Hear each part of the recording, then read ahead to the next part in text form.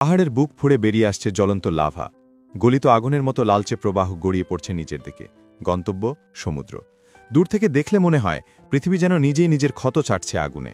কিন্তু সেই দৃশ্য যতটা মোহনীয়, বাস্তবে তা ততটাই ভয়ঙ্কর।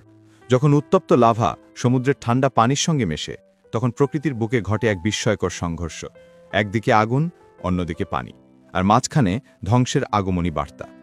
প্রকৃতিগতভাবে আগ্নেয়গিরির ভেতর ম্যাগমা বা গলিত পাথরের ভাণ্ডার থাকে। শত শত বছর ধরে এই উত্তপ্ত পদার্থ ভেতরে জমে থাকে, যতক্ষণ না অতিরিক্ত চাপের কারণে তা ভূপৃষ্ঠের পথ খুঁজে পায়। একবার বেরিয়ে এলে তার থেমে থাকে না। প্রায় 1100 থেকে 1200 ডিগ্রি সেলসিয়াস তাপমাত্রার এই লাভা পাহাড় বেয়ে নিচে নেমে আসে। কখনো প্রতি ঘন্টায় 5 থেকে 10 কিলোমিটার বেগে ছুটে চলে। পথে যা পায় সবকিছু গলিয়ে ফেলে, গাছ, ঘরবাড়ি, মাটি, এমনকি পাথরও। কিন্তু যদি সেই আগ্নেয়গিরি সমুদ্রের কাছাকাছি হয়, তখন দৃশ্যটা আরও ভয়াল হয়ে ওঠে। লাভার উত্তাপ ও সমুদ্রের শীতল পানি যখন মুখোমুখি হয়, তখন মুহূর্তের মধ্যে তীব্র তাপমাত্রার পার্থক্যে পানি বাষ্পে রূপ নেয়। ধারণা করা হয় একবার এমন সংঘর্ষে প্রায় 10টি অলিম্পিক আকারের সুইমিং পুল পরিমাণ পানি বাষ্পে পরিণত হতে পারে।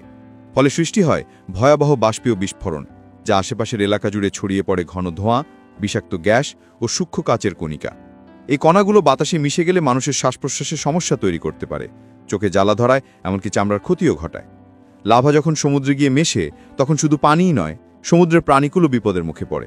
উচ্চ তাপমাত্রার কারণে সামুদ্রিক প্রাণীরা মুহূর্তেই পুড়ে বা শ্বাসরুদ্ধ হয়ে মারা যায়।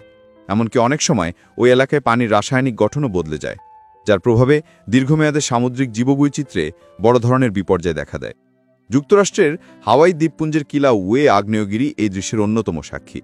সাম্প্রতিক বছরগুলোতে কয়েক দফা অগ্নুৎপাতের সময় লাল লাভার স্রোত সরাসরি প্রশান্ত মহাসাগরে গিয়ে পড়েছে।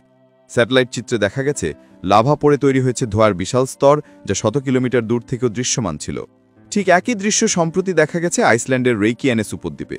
সেখানে আগ্নেয়গিরির লাভা উত্তর আটলান্টিকের শীতল পানিতে পড়তে সৃষ্টি হয় ঘন সাদা ধোঁয়া আর তীব্র তাপীয় বিস্ফোরণ। বিজ্ঞানীরা বলেন এই সংঘর্ষ শুধু ভয়াবহ নয়, শিক্ষণীয় বটে। কারণ এতে নতুন ভূপ্রকৃতি তৈরি হয়। যে জায়গায় আগে সমুদ্র ছিল, সেখানে গঠিত হয় নতুন জমি। যেমন হাওয়াই দ্বীপপুঞ্জের কয়েকটি অংশই সৃষ্টি হয়েছিল প্রাচীন লাভা প্রবাহ থেকে।